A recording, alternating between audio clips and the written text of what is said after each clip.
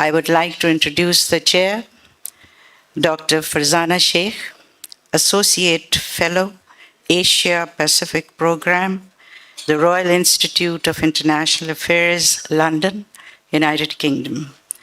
So we are thankful for her, and she is going to chair the session for today, the first one.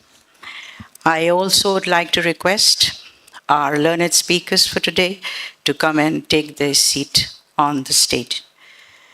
Mr. Maung Zarni, founder of the Free Burma and Free Rohingya coalitions and the Forces of Renewal for Southeast Asia, Kent, United Kingdom. Please, sir. Okay, thank you. Mr. Mohammad Yahya, United Nations Resident Coordinator in Pakistan, in Islamabad. Thank you, sir.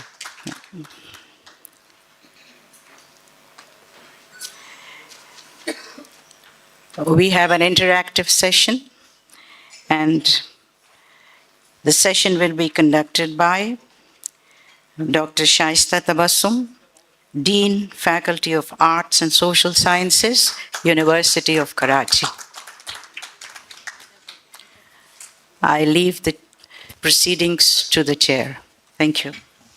Well, firstly, thank you all for being here. It's early, but with good reason. We have a lot to talk about this morning.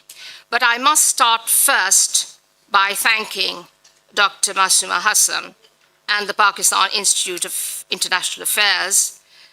I've been coming here now for several years, and it has been really both a pleasure and a very great privilege to receive these invitations and to see how year on, year in, the standard of discussion has been of a consistently high standard. And this conference that we are at today is no exception.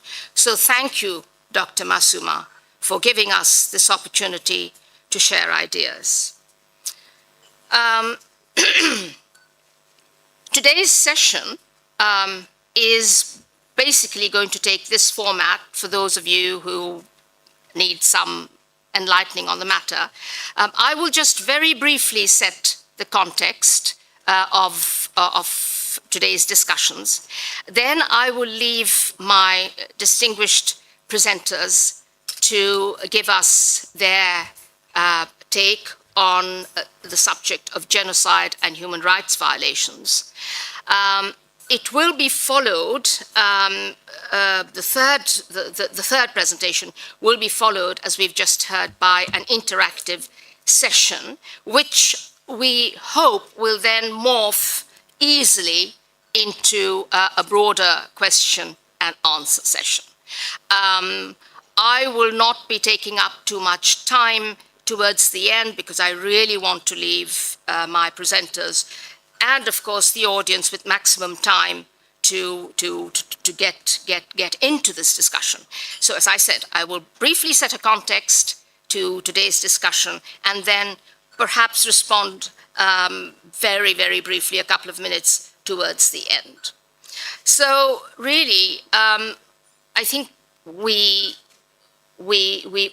can all sort of agree that over the last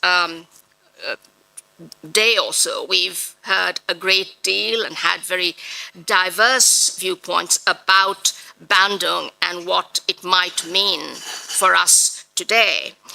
And to my mind, really, 70 years after Bandung, the question is not so much how we revive or resurrect the spirit of Bandung, so much as how best do we adapt its ideals to a radically different and arguably more complex world than that which prevailed in the 1950s in the immediate aftermath of decolonization. Now, for it seems to me that those stark polarities which defined that era and that Bandung world, divided by what the American socialist historian W.E.B. Du Bois called the color line, white and non-white, between colonizer and colonized, is, I believe, on closer scrutiny, much more blurred than Bandung imagined, and less, I think, than we may be prepared to countenance today.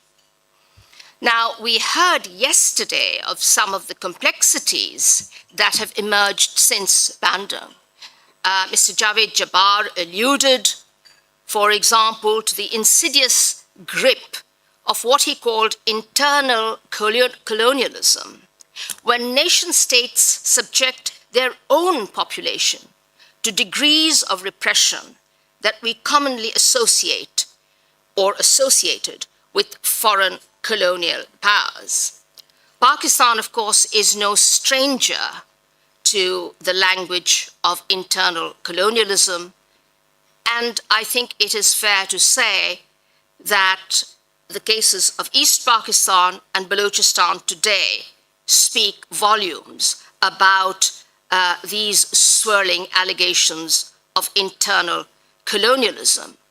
But so too are other signatories of that original Bandung Declaration, such as China, which faces today allegations of internal colonialism in its treatment of the Uyghur Muslim population in Xinjiang province. Then again, yesterday, we also heard from Tom Morrow of the malign nexus that now prevails and that rests, he argues, on the nefarious activities of external players, external stakeholders, middle powers who interfere in the affairs of other countries and whose activities actually significantly disempower and disenfranchise local populations, resulting in accentuating conflict and worsening humanitarian crises. Finally, the grim subject of this panel will, I'm sure, provide ample and damning evidence of just how far we have strayed from the ideals of Bandung. One has only to look at the catastrophe in Gaza, and I very much hope that we will be able to discuss this extremely contested subject with a degree of nuance and thoughtfulness that will cast more light than heat on an already overheated subject.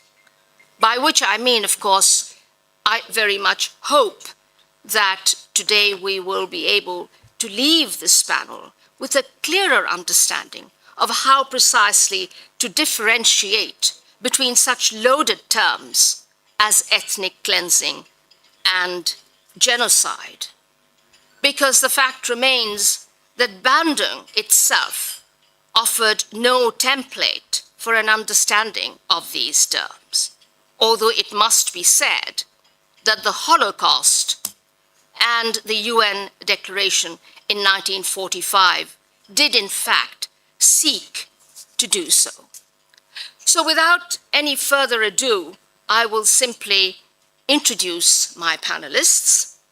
Sitting to my far right is Dr. Shaista Tabassum, who's Dean of the Faculty of Arts and Social Sciences at the University of Karachi.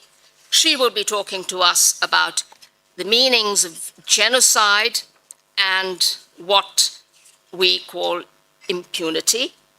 She has a postdoctoral degree in public international law from the Hague Academy of Law in the Netherlands.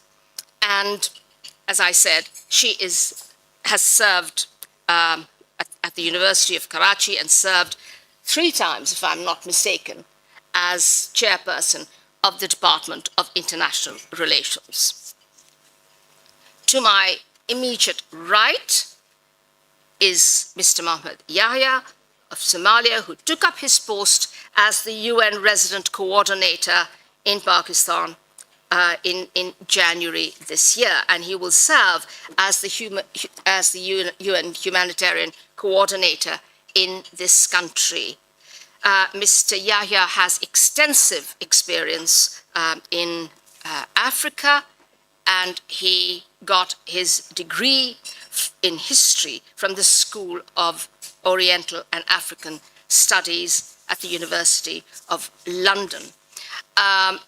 Mr. Yahya will be talking to us about Sudan, another terrible catastrophe and humanitarian crisis that endures to this day. He will be talking to us, as I said, about Sudan, the civil war, and human rights violations. Finally, to my left is Dr. Mong Zarni, who's founder of the Free Burma and Free Rohingya coalitions, a scholar and an activist, extremely active as well, both on social media as well as the broadcast and print media. He interestingly, very interestingly, after got his PhD from the University of Wisconsin in Madison, but also worked under the supervision of one of the pioneering experts on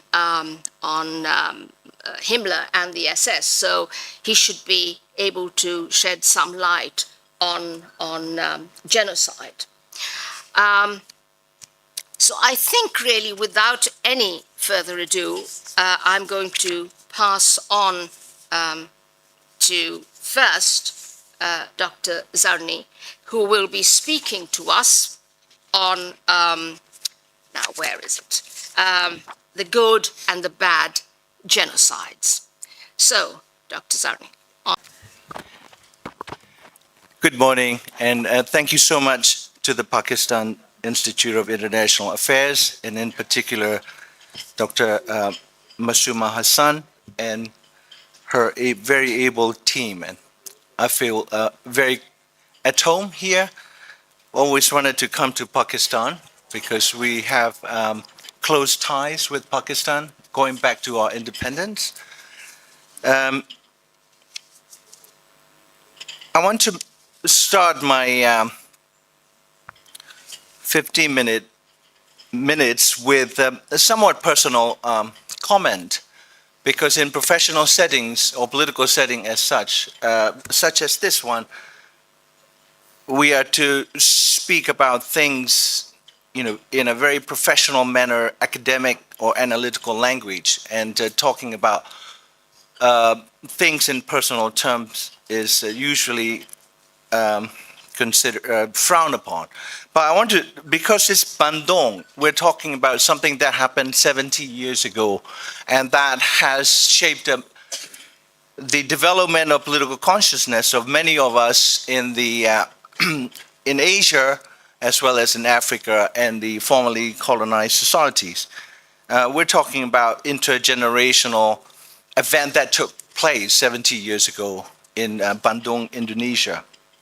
But this is how my consciousness was shaped, and my parents are no more.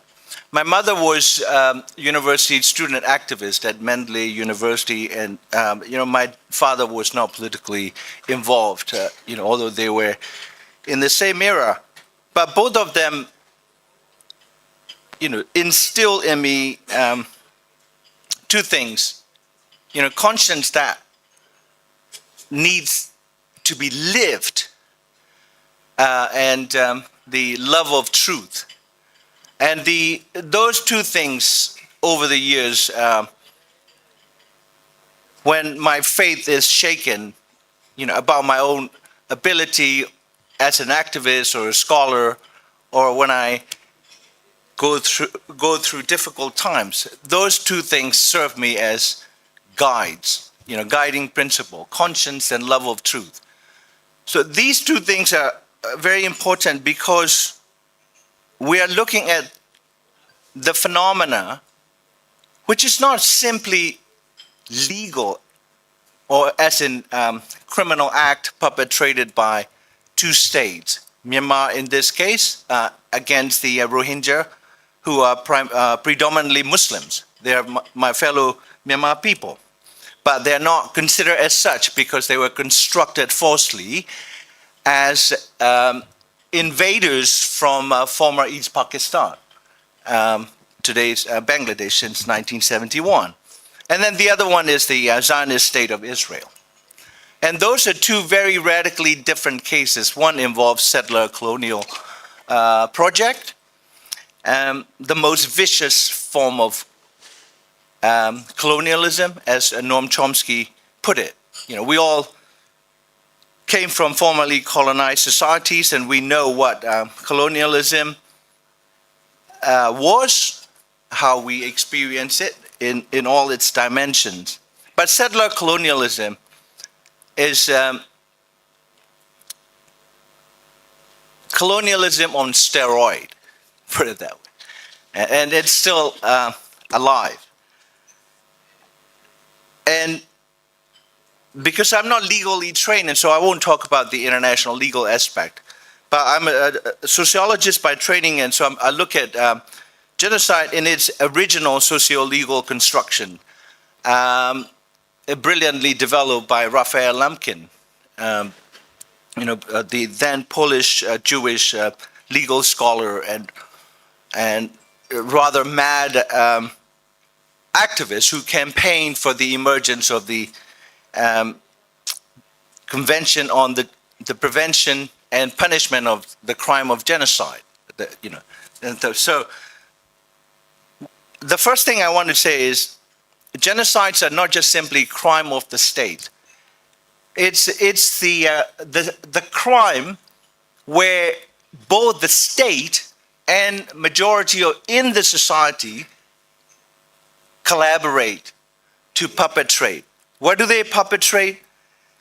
Well, before I get into any comparative remarks, I want to put genocide in the most simple street level language.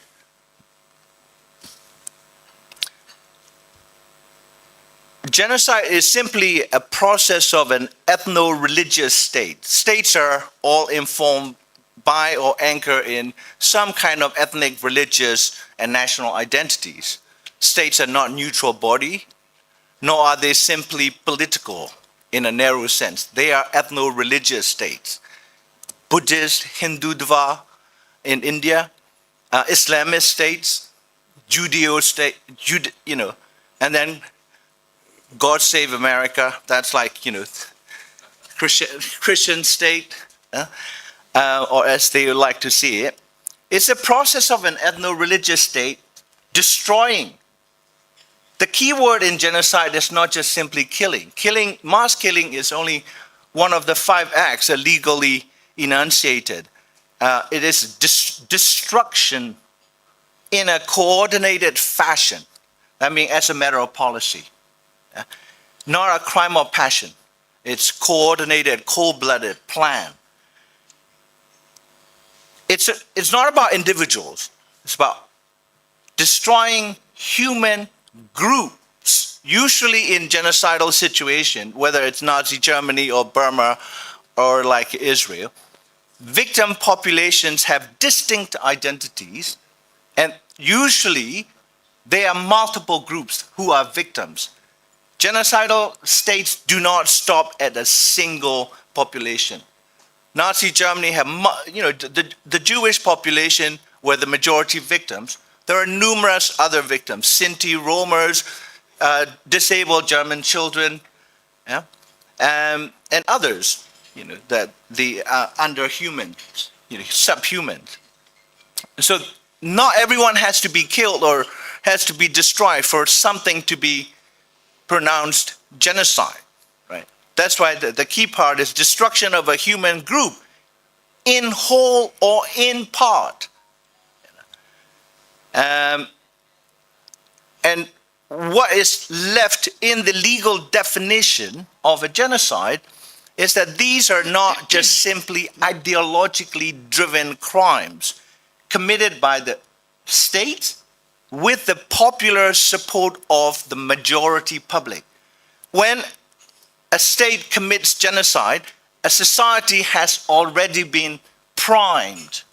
Yeah? That's why the Buddhist monks, cheerleading, Aung San Suu Kyi trying to cover up. Yeah? And they involve material gains. It's not just the Nazi SS who built death camps and crematorium with architecturally designed vault where gold teeth was melted into bars. Yeah? Material gains. Land is almost always an issue. Land is involved. And that this is not in the UN Convention. Material gains are always there. So I look at two cases. One case alone would take hours to discuss. And so, I have maybe like 10 more minutes. So I'll go through quickly. There are two issues that keep me awake at night. One is the deeply troubling internecine conflict in my own birth country of Burma. It's been going on since 1948, March, when the Burmese communists went underground, followed by different ethnic groups fighting for political autonomy.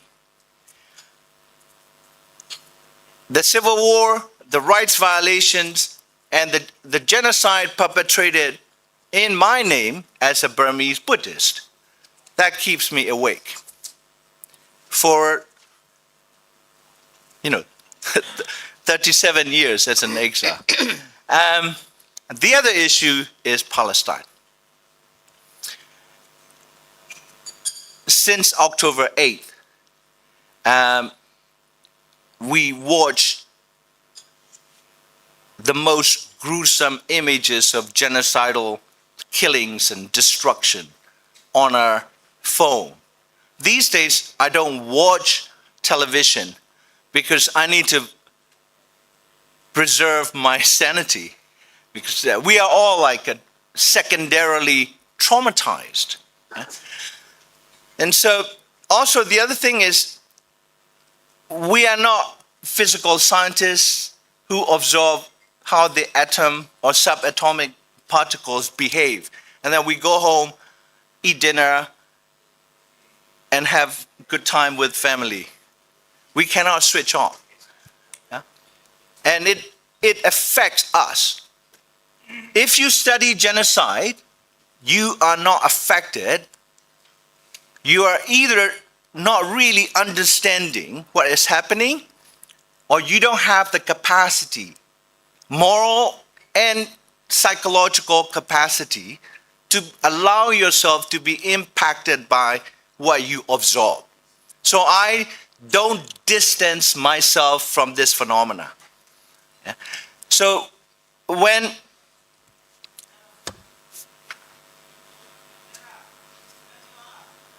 I discovered that my own country was perpetrating genocide,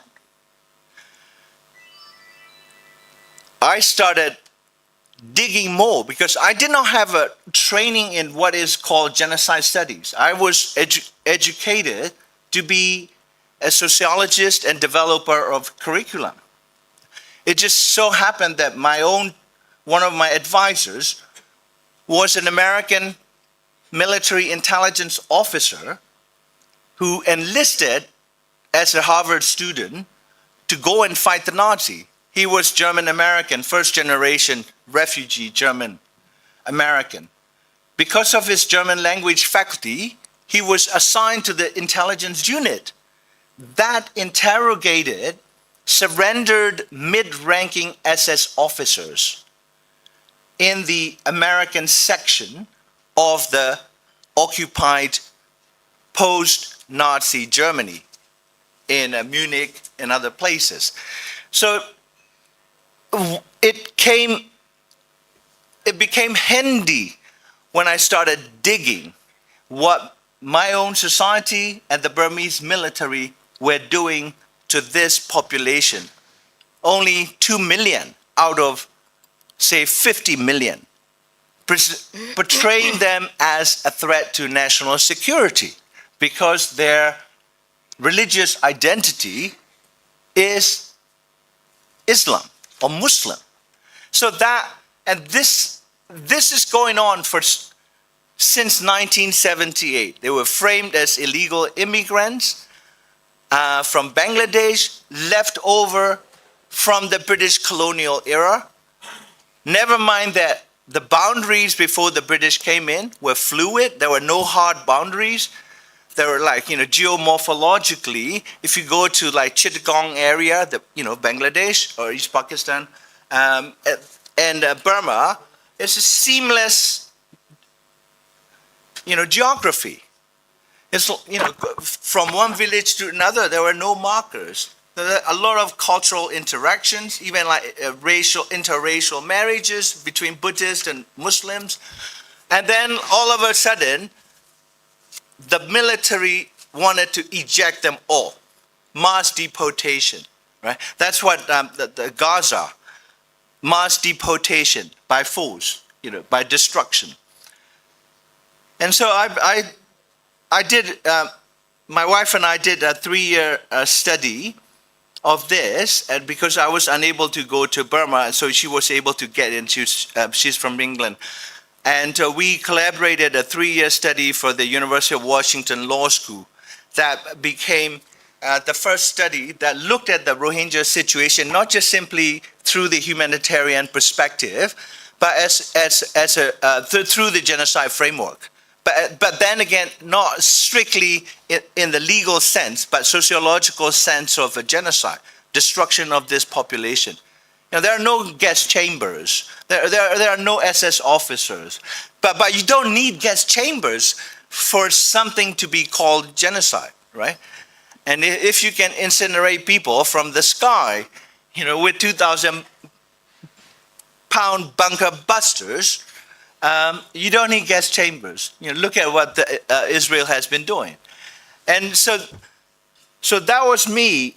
The picture, I put on my Burmese national dress, the jacket, and then moved 30-kilogram marble Buddha from our living room into the garden because I wanted to show that when the whole society rejected this population for no fault of their own, posing no threat to our way of life, to the state, and simply because they happen to be Muslims and they happen to be, next to one of the largest Muslim countries in the world, So this creation of the false perception of Muslims as a threat. And then this gels with the Western media portrayal of Muslims as a priori terrorists. Before it was not Muslim. Before it was like Arabs when I was growing up. When you say Arabs, you don't need to say Arab terrorists. You assume that they will be terroristic. Yeah? So the Burmese military, they exploited that Western construction, this Orientalist construction. There are two constructions. Buddhists are good into meditation, like Hindu, yoga, like these Orientals, good Orientals. Muslims, restive, resistant, fearsome against colonial domination, bad Oriental. So this Buddhist genocide, that rattles the Western stereotype of Buddhism. And then, but they kept it, 2 minutes, okay.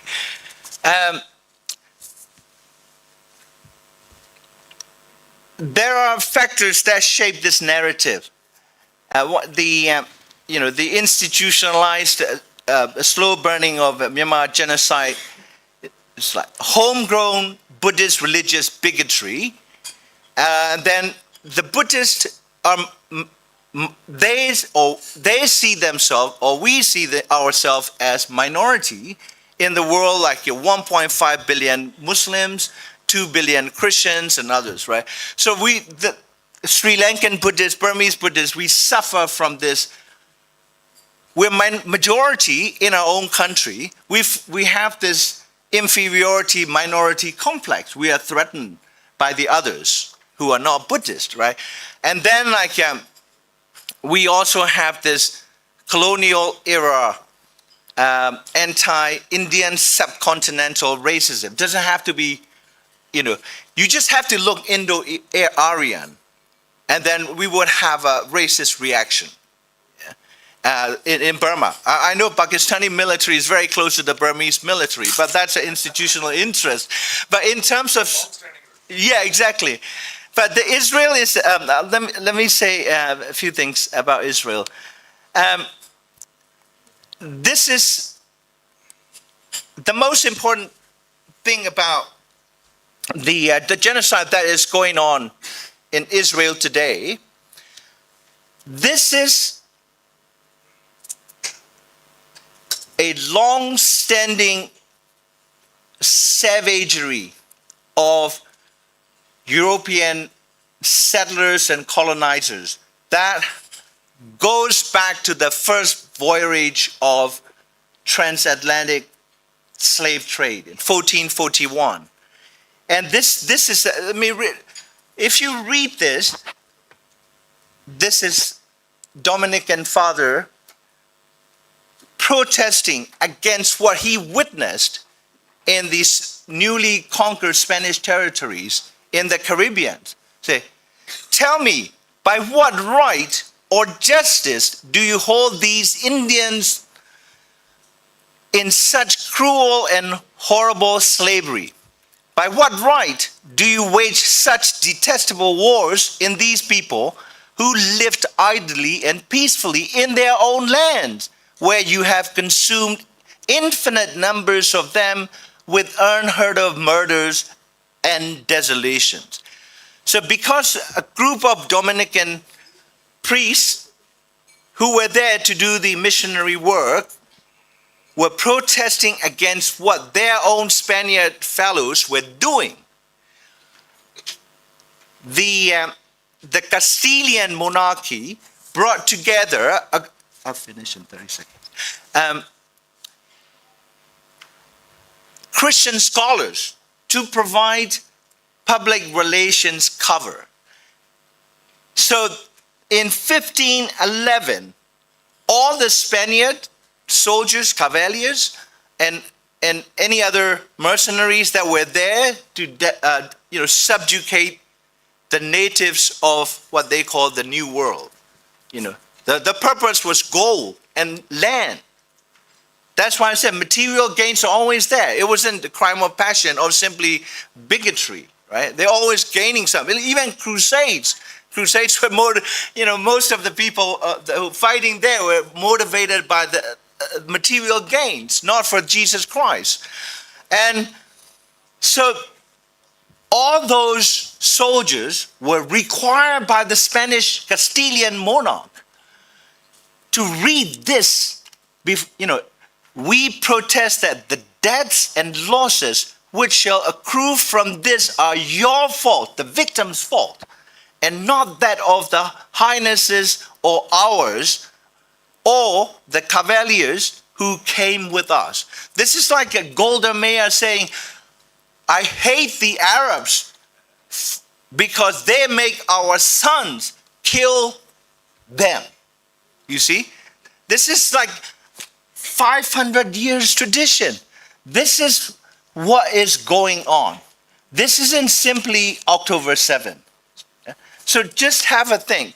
This is a long-running, dishonorable European tradition. Before, the victims of the Christian Europe were the Jewish population. Now they couple this incompatible term, Judeo-Christian civilization. Christian civilization, as Chomsky put it, mass killing among themselves was the pastime. Now, the Israeli Zionism and Western Christian informed imperialism, they merge. This, what we are seeing, is worse than what we saw in 1940s Germany under Nazis. Thank you. Thank you.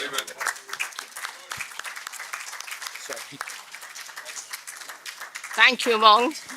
Well, I will pass on now to Mr. Mohammed Yahya, who is going to talk to us about Sudan and the untold violence we've witnessed in that country, along with one of the worst humanitarian crises in modern times. So, Mr. Mohammed, on to you. Thank you very much. Good morning. First, allow me to thank Ambassador Dr. Masuma Hassan for inviting me. But also, I am told, as a diplomat, if you make it to the Pakistan Institute for International Affairs, you've made it in Pakistan. So I'm really exactly. So I'm really happy. I'm happy to have achieved that opportunity. So thank you very much. I'm a UN bureaucrat, so I wish I could give you 5 minutes of my time, so you could speak more freer than I will be able ever to be able to speak. But I want to start this by reminding all of us that genocide is a legal term, and it's an important legal term because we need to know who can declare genocide. It's not something that is available to everybody. It's a legal, it's a political process and defined by the judiciary. In international law, that determination is either made by the ICJ, which is now considering few cases, but there's been cases of member states by themselves saying another member state is committing a genocide. And most recently is the 2004 US government declaration that there was a genocide happening in Darfur. And that was the US government determining that the genocide was happening in Darfur. The UN then sent a UN commission of inquiry, and the conclusion was it was very difficult to determine intent. Mass killings alone are not genocide. There's human rights, the international human war crimes have been committed, which is self-evident when there's mass killing.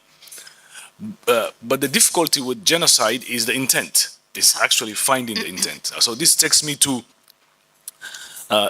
last week. I think it was last week we commemorated 31 years since the Rwandan genocide in Islamabad for the first time, with the support of the Pakistani government and the embassy of Rwanda. And what was very interesting or easier to determine in the Rwandan case was intent was very clear in the Rwandan case. Actually, government and through radios and others were calling for mass extermination of a tribe. Kill the cockroach. You all know Hotel Rwanda, and you probably had a lot of documentation around intent. So, just to remind everybody, the intent part and the legal process of genocide are equally important, because once it's determined, member states under international law are required to intervene and stop. Yeah. Because once it's declared, and then the system, the international community have to come together and intervene. Hence, you also see the hesitance, because many may feel a bit hesitant in declaring it, because then they're asked to intervene. So the legal bureaucratic part of this, it's important. And in the recent case, the South Africa brought against Israel, it's ongoing in terms of final determination. I think the word that was used by the ICJ is plausible risk of genocide. And I then and called on Israel to do more in preventing that. So that takes me to the swiftly to a bit of history of Sudan. For many of you know, current conflict in Sudan is called the forgotten conflict. You don't see it on our television as much as you see in other conflicts, but the impact on communities and impact on children are extreme. And I'll come to the figures in a little while. But before we go to the current situation of Sudan, I want to take you back to the Sudan of 2004 and the declaration by the US government of a genocide in Darfur. During that process, the ICC intervened and indicted President Omar al-Bashir, you probably know about. There was a clear indictment. Here, the ICC had determined that he individually was liable for what has happened in Darfur. Then he couldn't travel. You all know what happened after that. So the other part of the international legal system is individuals can be liable, and the ICC has recently also indicted the leaders in Israel. Okay, is this better? So recently, the ICC indicted the Israeli leaders. You all know about that. So I just want to say there's a difference by an institution and a state committing genocide, and then there's also under international law individual liability that can be a proportion. So in the case of Sudan, an individual liability against its serving president was determined by the ICC, and he ended up never going to trial. He was arrested by his own. There was an internal coup, and he was arrested by his own government. Now, today's Sudan. I'll go quickly through some of the figures. 13 million people have been displaced, including 4 million refugees to the bordering countries, Chad, Egypt, other places. 30 million people require humanitarian assistance. 25 million face acute hunger. 16 million children are in urgent need. Basic services, the state, the epicenter of the conflict is the capital city, an ancient city. A city that has, if you have been there, you will see it's where the blue and the Nile, the Blue Nile and the White Nile meet in the middle of the city. Incredible history. Over very short period of time, the city is gone. Well, two armies were in the same government, one side led by the RSF, a militia that was set up by the army, fighting the army itself in the middle of the capital city. Health services gone, hospitals gone, education centers gone, heavy artillery and air strikes happening inside the capital. An ancient city gone in a very short period of time. Human rights violations, both the Sudanese armed forces and the rapid forces have shown complete disregard for international law. War crimes and crimes against humanity have been documented. Widespread of rape and sexual violence against women, deliberate across the country, have been also reported. Ethnic cleansing, especially what is today's Darfur, ongoing hate speech, incitement, and the United Nations on many occasions warned of genocidal risk. So what's happening in terms of accountability? Many have called for independent investigations and for perpetrators to be held accountable. But the biggest challenge in Sudan is access. To be able to record, to see what has happened is quite impossible. So this makes sometimes what we call the hidden and closed conflict, because you don't have a lot of journalists roaming around Sudan. And to be frank, it's not that interesting to the international community. It's just, that's the way it is. It's a conflict among the poor. Killings among the very poor. Very few international attention you see, even in funding for humanitarian response. So the United Nations, we're very much present. We've been in Sudan for decades. We stay, and my colleagues are on daily basis trying to help communities survive. So far, we've reached 16 million people in Sudan with humanitarian aid. The UN has called for funding of 6 billion for 2025, and only 12% have been funded for humanitarian response. The Secretary General has appointed a special personal envoy, a very well-known diplomat, Lamlamra. He's worked a lot in the region. Secretary General is pushing for mediation among the groups who are fighting. But what doesn't help is inflow of arms. Sudan does not produce arms, but the ammunitions don't seem to be running out. And the role of other member states is one of concern to the United Nations. So the Secretary General has called for the implementation and enforcement of what they call the Jeddah Declaration. What declaration is Jeddah, that? Jeddah. Yeah. Declaration. So the challenges that we're facing, I've just mentioned bureaucratic and access issues, the killing and the targeting of aid workers, and the severe funding shortages have been extremely problematic for Sudan. And again, this touches to the issue of, if you look at the experience of the Rwandan genocide, international community did not intervene. And I think you will agree one of the main reasons is, again, when conflicts happen among the poor or most poorest parts of the world, it just doesn't happen to be a priority for others. I'll finish just by saying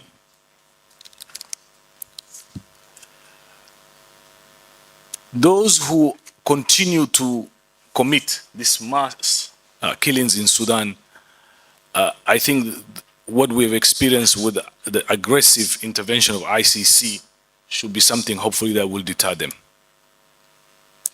Because the ICC is looking into the Sudan issue, and I think those who are at the forefront are very much aware what that could mean. But unfortunately, the ICC again relies on member states to enforce its rules. So thank you very much, and happy to have any kind of discussions on the Sudan conflict. Thank you so much for that.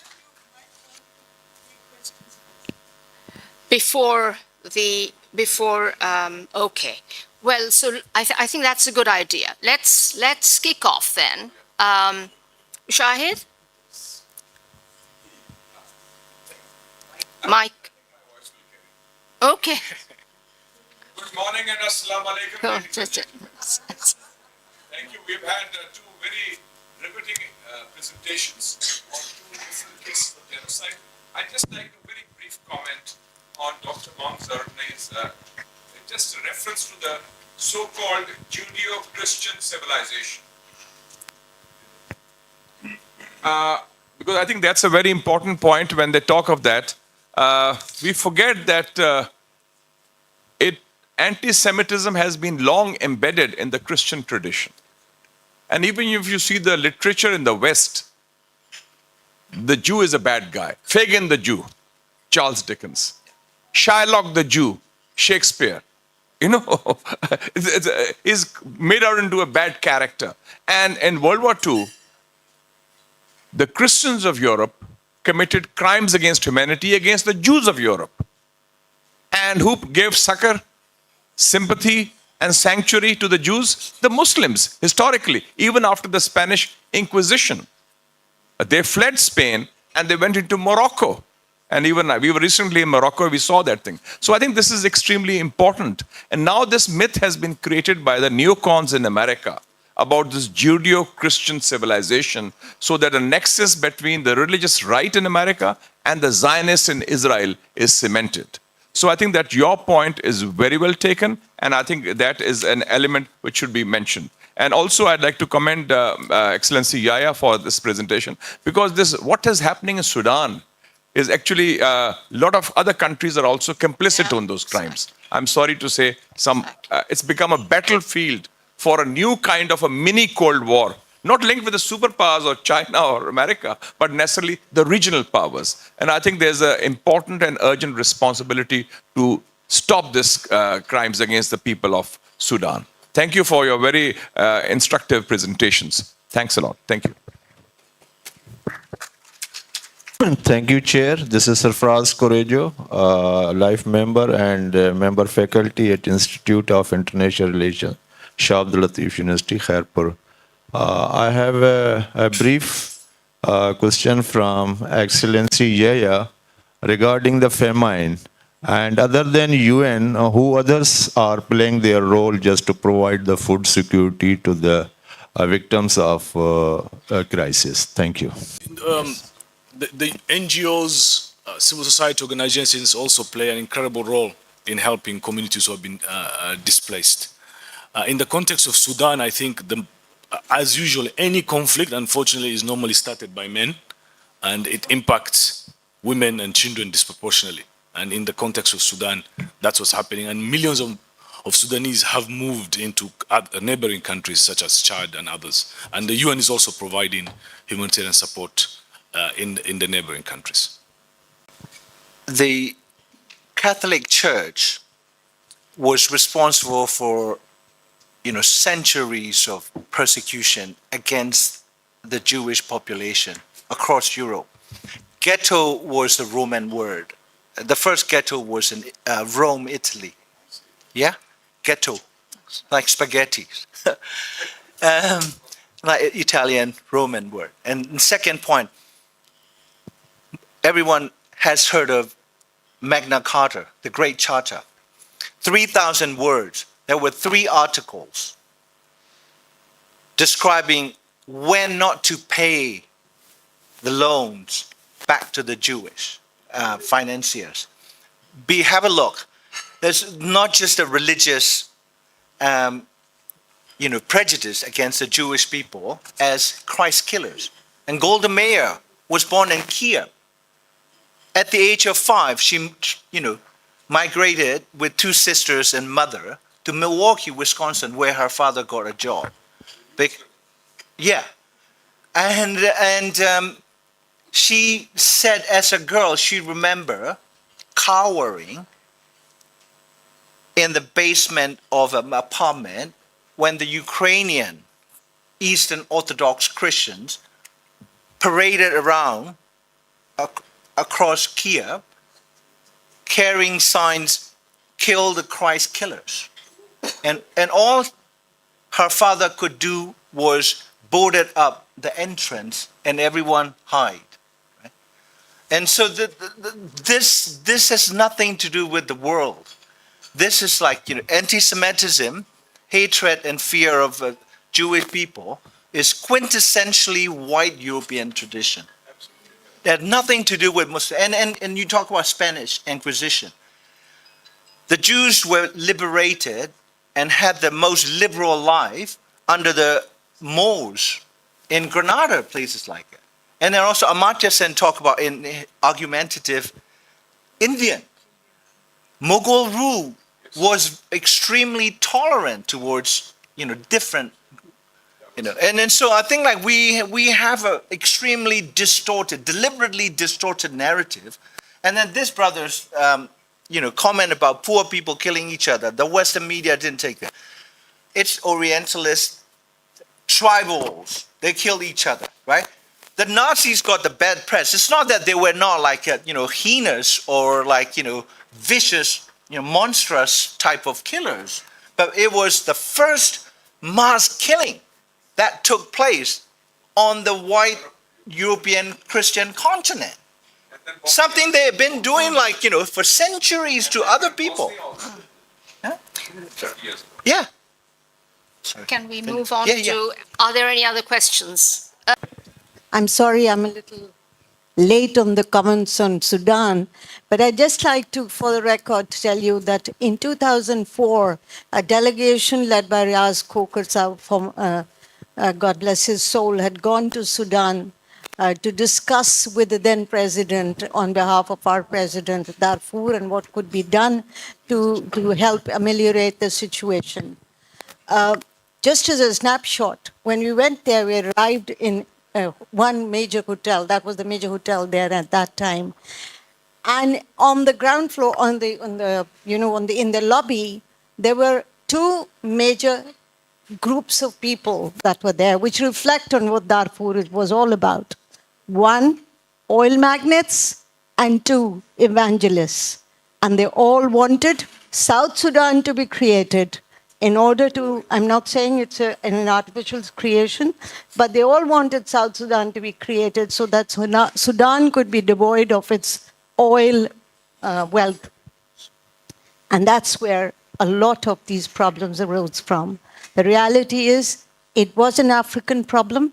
It should have been sort of dealt with by Africa itself, but it took a life of its own, not only because the world was sort of paying attention or whatever, but Kofi Annan had come to Geneva and spoke at an ILO conference and made a huge thing about Darfur at that time.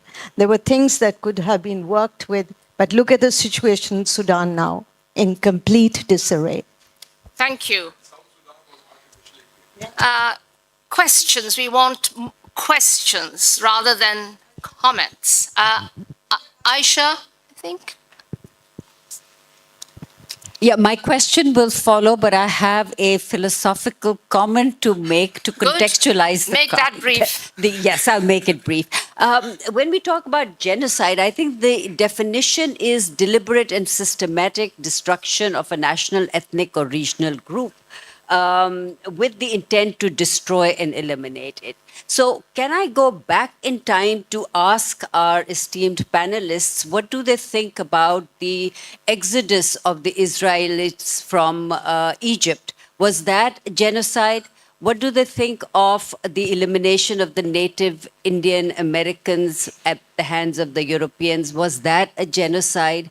And if we think that, greed, hate, selfishness is part of the human DNA, how is it that we can prevent genocide from happening in the future? And because I work in climate change, I'm going to link that with scarcity of resources, burgeoning of population, and more reasons for genocide to happen in the future. How do we prevent Excellent. that? It's a very difficult question because it always goes back to, I think genocide is specifically legal because it has consequences and it has to be determined by legal body.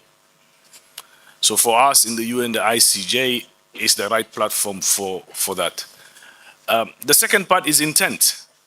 War crimes are war crimes, easy. People have been killed, they've been murdered, we can see, we can determine. On the genocide is the intent part makes it very, very difficult. And I said in the case of Darfur, the UN Commission could not prove intent. Of course, there were mass killings of people by the Janjaweed, who's now mainly the RSF. Yes. Who was set up by the then al-Bashir government, who've now destroyed half of Khartoum, which what has happened in Khartoum. So I mean, if you go back to history, if I put on a lawyer's hat, I will have to ask the Pharaoh his intent. And that is what you need to be able to, in a legal term, to define. Otherwise, without that, the word could be used and everybody can declare everybody else. Recently, you've seen in the media, there are people online saying there is a genocide going in South Africa against the white South Africans, which I think many people agree is pretty ridiculous, but it's been used, genocide is good. So genocide is used a lot by people, and we, at least bureaucratic and international system, we have to agree that there has to be a process. And that process, for example, in the case of Israel, is going through ICJ with the South African case, and that will be declared soon. Yes. 2 parts. One is historical. You talk about the biblical exodus, right? And when Raphael Lemkin started to think about this issue, he was interested in the destruction of populations in antiquity. So he would go back all the way, not to the biblical exodus of the Israelites from Egypt, but as far away as the 13th or 12th century, the Tatars, the Mongolians, overran all the way to Hungary, Budapest, Krakow, Poland, St. Petersburg, right? And in Krakow, they were said to have taken away 20,000. Then like Polish or whatever the terminology at the time, the children away. That's why the last transfer of children from one group to other became the fifth article, act of genocide in the convention. And then he was also looking at the samurais persecuting converted, like poor, lower class Japanese, by the Jesuits, in Nagasaki Island area. That's the 12th century. And then what really motivated him to push himself intellectually was the Armenian genocide. Which is a criminal offense in Turkey, of course, if you mention it. Yeah, you can mention. You cannot talk about it. You have to keep that in mind. So if you have a Turkish friend, don't bring up Armenian genocide, and then you will lose friendship, unless they are a critical intellectual. But on the legal issue, Genocide Convention was adopted on the 9th of December, 1948, a day before the Universal Declaration of Human Rights was adopted on the 10th of December. And the very same year, Israel declared itself independent, destroyed nearly 600 villages and 11 cities, driven out 750,000 Arab Palestinians. And Ben-Gurion was ordering his troops to mass execute so that they would never even dream of coming back. That's why the Palestinian, one of the symbols is the key. If you go to a Bethlehem, the refugee camp, there's a massive gate with the key. A lot of Palestinian keeps the keys because they're thinking that we just lock the doors and we'll come back. Right? They were never allowed to come back. The right of return is not there. But the problem is the Genocide Convention has never served as a deterrent because it has never been applied against any state in its 70 plus years since inception in 1948. Srebrenica, it was the act. Genocidal act was committed, but the state of Serbia was never, found guilty of genocide. It's utterly toothless. That's why, when we turn to, the international law. They did, though, bring Milosevic to face trial, which is better than most. How many Western heads of states have been found guilty of war crimes? Even if one is found guilty of war crimes, we'll have made some advance. I think what we're going to have to do now, as we approach 10 to 11, is hand over to Dr. Shaista Tabassum to give us, give her the mic, to give us her analysis of these very difficult issues with regards to genocide and impunity. So please.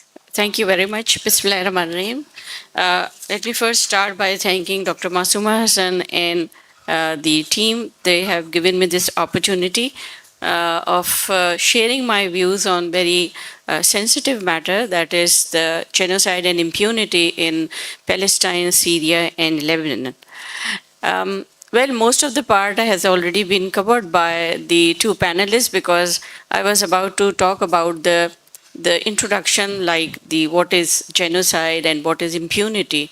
But let me start from what one of the participants have asked, that there are different types of genocide. It's not only that mass killing of the people, but there are even ecological genocides, cultural genocides, religious, ethnic, these are others, economic genocides. And some genocides which are going on, they are on surface and some are very quiet behind the scene, and that have not been reported.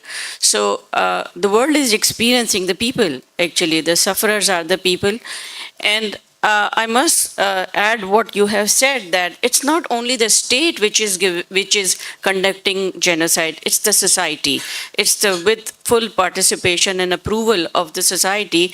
So it means that the entire nation is involved in the genocide of people.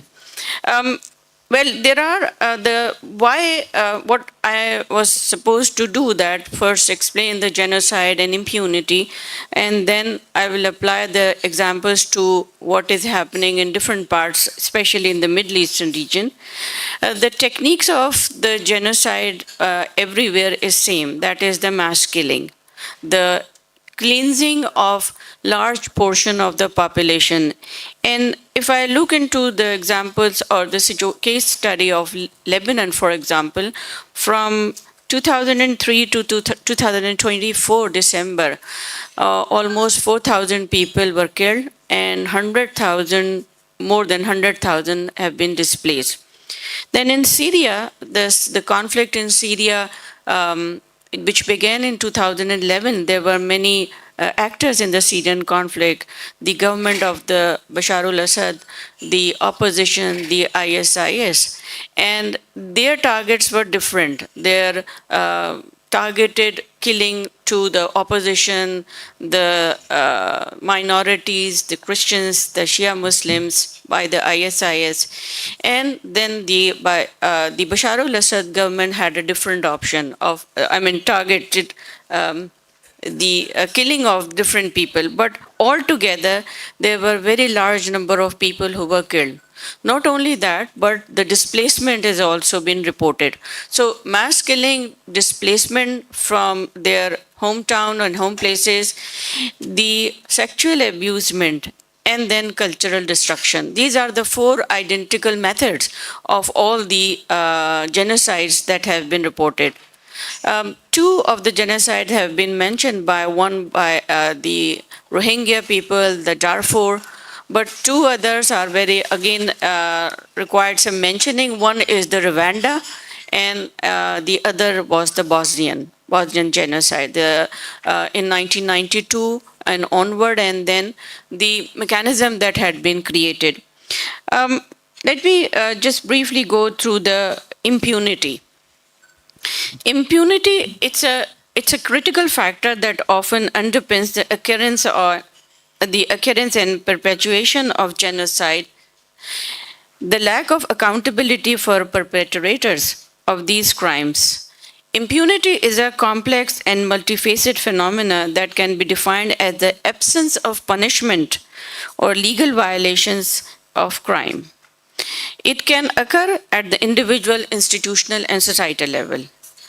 That is the exercise of power without accountability.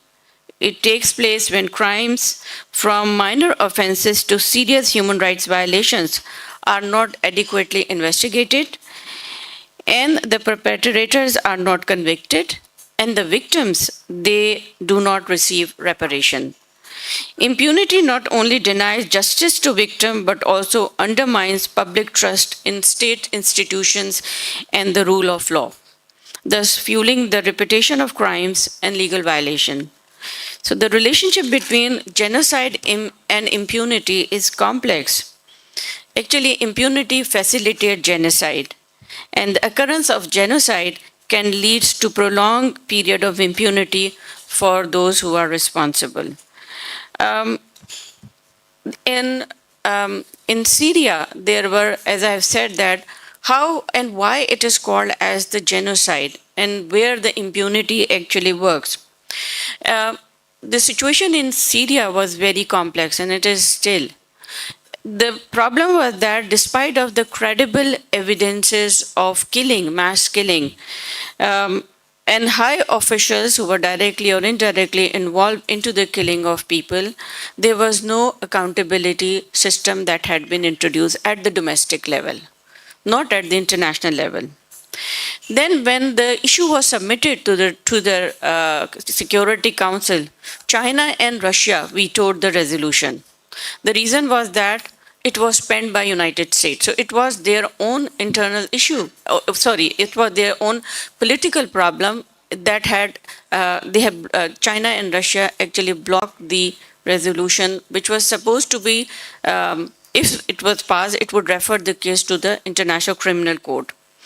Then the International Criminal Court has certain limitations. So it can only work when the domestic system is unable to trial the violators or the criminals.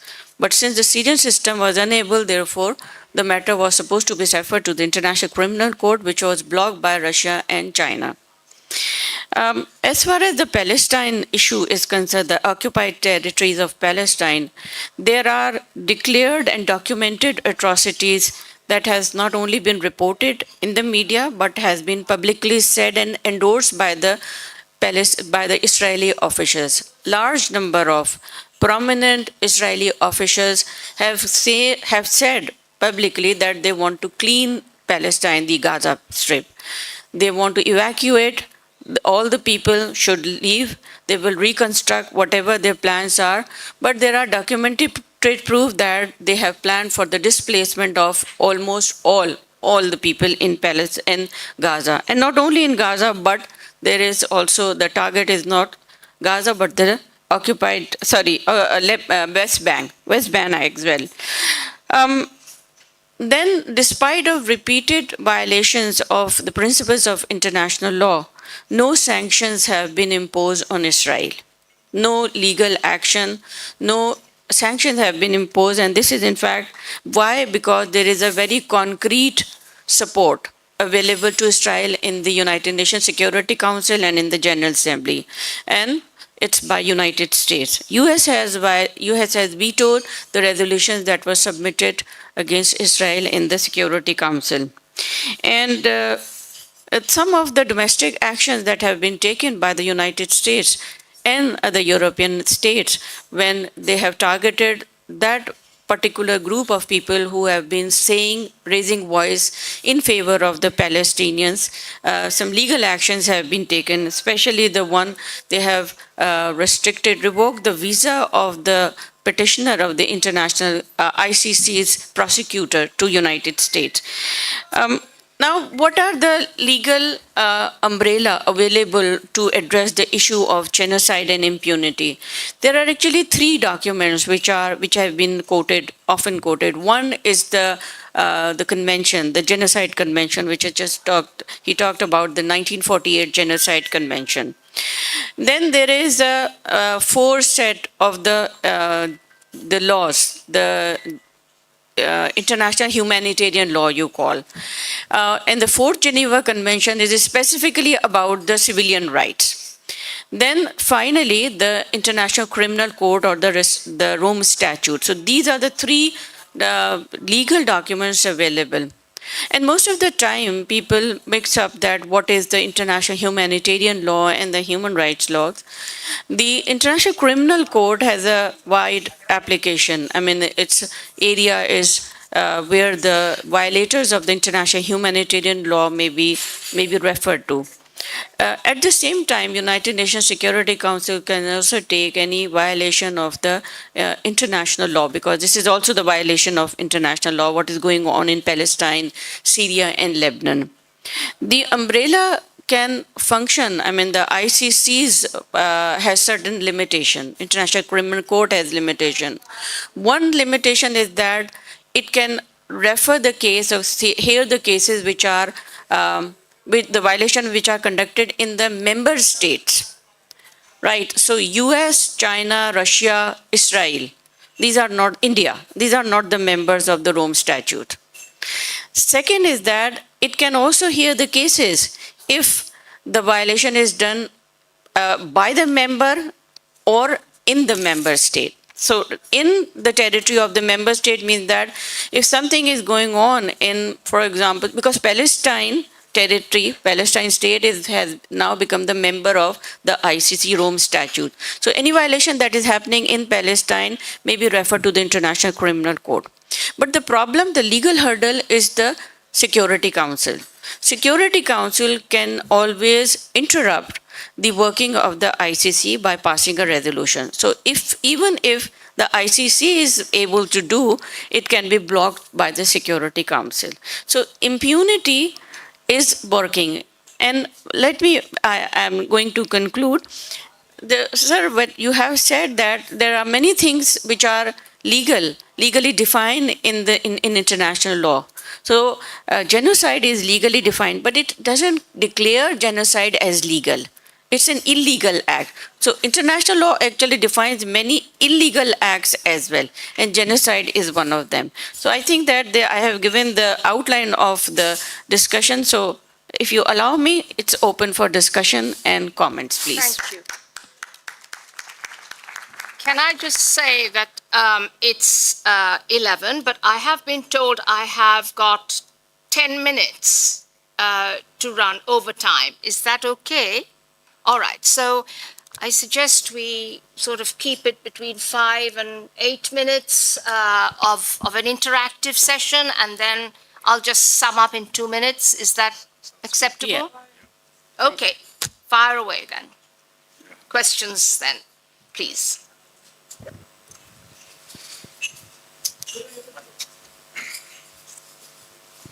Assalamu alaikum and welcome to all of you. Thank you. My name is Anusha Alam. I'm a social worker. And Sorry, My name is Anusha Alam and I'm a social worker. I believe in peace and union. I'm a part of PIIA, fortunately. My question is to Muhammad Yahya. It may be a very naive question, but has the United Nations ratified the Palestinian genocide? Have they? That's one question. The ICJ ruling on Palestine genocide. And the other question is, why are they given full membership, the Palestinians given full membership? Why haven't they been given full? Okay, right. So let's leave that for you, since you are the UN spokesman. If you could just respond very quickly to the two questions. Firstly, has the UN, quote unquote, ratified a Palestinian genocide? And two, why haven't the Palestinians become a member of the United Nations, full membership? Those are the two questions. So the good thing is sitting next to a doctor is that she's agreed to help out. On the first question I mentioned that there was a case brought by South Africa and other countries joined that case. The first emergency declaration by the ICJ was the plausible risk. Now they're looking into making a conclusion. So that is the way the ICJ is working around whether a genocide has been committed or not. In terms of war crime, it's very self-evident, right? More children have died in Gaza than recorded conflict. It's in the UN, we've lost nearly 200 UN staff have been bombed and died in Israel. The largest UN losses in any conflict on earth. So the killings of children, women, the destruction of property, the restriction of human right access, those are all clear. There's no doubt about that. Also 150 journalists. Yeah. And yeah, the largest death on journalists. So those issues are clear. But the question of determination of a genocide is not done by the Secretary General. It's not us who determine. It's a legal process, and that is where it's going. But the doctor wanted to help on this. What I was saying, I was suggesting him that it is a number of resolutions have been passed by the United Nations General Assembly. So the Security Council work has been blocked, but you can see that large number of resolutions have been passed. Related to the decision of the ICJ, what you have mentioned, actually it was an advisory opinion. It had nothing, the advisory opinion lacked the implementation. So it can be, but obviously again with the it's again legal and complicated procedure. The ICC has issued warrant of Benjamin Netanyahu, but look what is happening. He cannot go to the place where which is a signatory of the ICC. He went to Hungary, the Belgium. Even Vladimir Putin's warrants have been issued, but he went to Mongolia and they had not arrested. So there are many examples of the violation. It's a very weak system. It's a very weak system. Yes. You wanted to Great. Thank you. My name is Abbas Ranji. I'm a member of the Institute.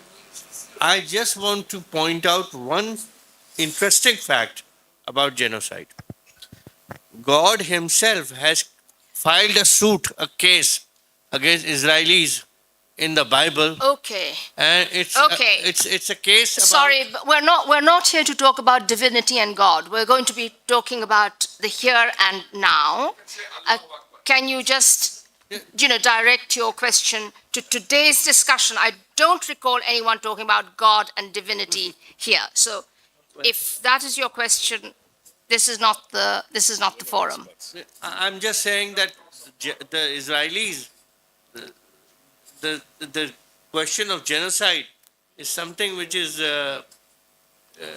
it is something which even God has condemned. Yes. Okay. Thank you very much. Can we have questions, perhaps? Thank you very much, Doctor. So my question is about the initiatives that is now being developed by South Africa with the ICG, and also there is a group, the Hague group, who wants to pressure the great powers to back the ICG rulings on Gaza. What do you think is the future with the lack of interest from the United States with these initiatives? And also with the ICC, I think ICC has made some and recently has made some rulings of some issues about Rohingya with the Myanmar leadership, for example. But how can we improve the authority and enforcement so that they can make a progress in international politics related to genocide? Thank you. Guys, do you want to take that? There was a reference, though, to Myanmar, but Yeah. do you want to? Sorry. You've been quite Yeah. silent, so. Sorry. There are two cases before ICJ. One is the Gambia versus Myanmar case that was filed by the African state of Gambia with the support of OIC members, right? And the other is the South African versus state of Israel, filed after the Gambia case. Both cases are in the merit phase, as the lawyers call it, and the provisional measures have been issued on the ground that there is a high plausibility that both signatory states of Israel and Myanmar have breached the convention. They have dishonored their obligation. There's a high plausibility. So it's not been declared genocide. But in terms of how to improve legal instruments, well, the world is it has not really been rule-based. It's power-based. And so I think we should stop pretending that our world is somehow anchored in some kind of moral foundations and legal framework. That's a rhetoric that we buy into, and all the imperial powers. One characteristic of any imperialism is self-provided impunity. They are above the law. They create the law. They interpret the law. They choose where to implement and not to implement. So we need to stop looking at the law as the answer. Finally, I think we need to also stop creating and embracing this hierarchy of crimes. Genocide is, forgive me, it has become a sexy term. But they're no less than no less worse than war crimes or crimes against humanity. And so I think this is the trap we must not fall into. And then on the intent, we are all biological beings. If a state is cutting off supply of sustenance, clean water, food, medicine, shelter, yeah, creating insanitary situations to live. Even the convention has Article 3, creating conditions, to destroy life. We have to infer from the deeds. Hitler didn't say we're going to kill all the Jews. And even final solution, it was a technical document. And so like if we're going to look for this like a declaration of intent, I think like this is a legal trap we have to avoid. Thank you. Just before I begin to wind down, I think there's time just to take one more question. Name is Safa. I'm a researcher here at the Institute. I have a question for the panel. Is it ever legitimate for the international community to allow limited, targeted military intervention to prevent genocide, even if it technically breaks the traditional norms of sovereignty? Shasta, do you want to pick that up? Yes. Well, there are different rules of international law, which are like one of the suggestions which I wanted to give is that there must be some preventive measures to be taken when genocide is about to and information are coming that the mass killing and people are being targeted in certain places. So there must be some precautionary measures to be taken, and this is in fact one of the rule of international law which comes under the use of force, preemptive attack or preemptive measures. But I think that there is a very strong, you can say, a bubble of the state sovereignty which is present, and state sovereignty is actually a real hurdle in the implementation of many principles of international law, legal principles, because sometimes the state allow interference, intervention, but many times it's the issue of their sovereignty that they don't want to be like party to any treaty. And so if any state or the group of the state decides to have some military intervention before the outbreak of any crisis like genocide, military intervention, that would contradict the state's sovereignty, and it will become the main issue and hurdle. So I think that what I believe is that the institution should be made strong, the judicial institution. There are some structural flaws. There is no implementation mechanism available behind the International Court of Justice, behind the International Criminal Court. So there must be some strong mechanism. But again, what I am seeing in this world politics, it's a power politics. So the big powers, as I have mentioned, Russia, China, India, Israel, they have not signed major documents.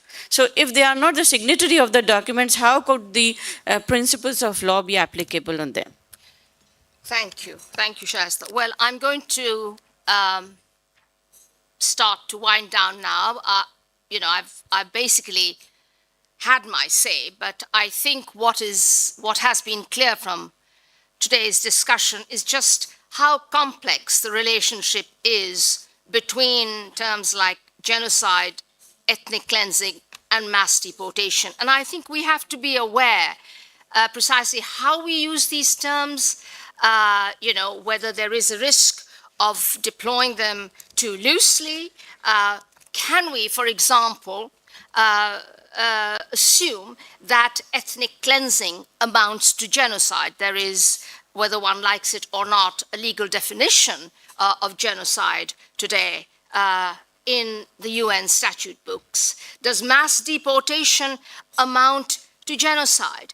The scale of killings, although they might be horrific, does that amount to genocide? I think we've had some indication that a lot depends on precisely what you do with this notion of intent, which is, as Mong has said, is one that is extremely problematic and very, very difficult to establish. I think the other thing that's come out, perhaps not to the degree that I would have wanted, is the role of external middle powers in aiding and abetting whether it's genocide, whether it's mass deportation or ethnic cleansing. I mean, we saw it in Rwanda, clearly a genocide, where France, a member of the Security Council,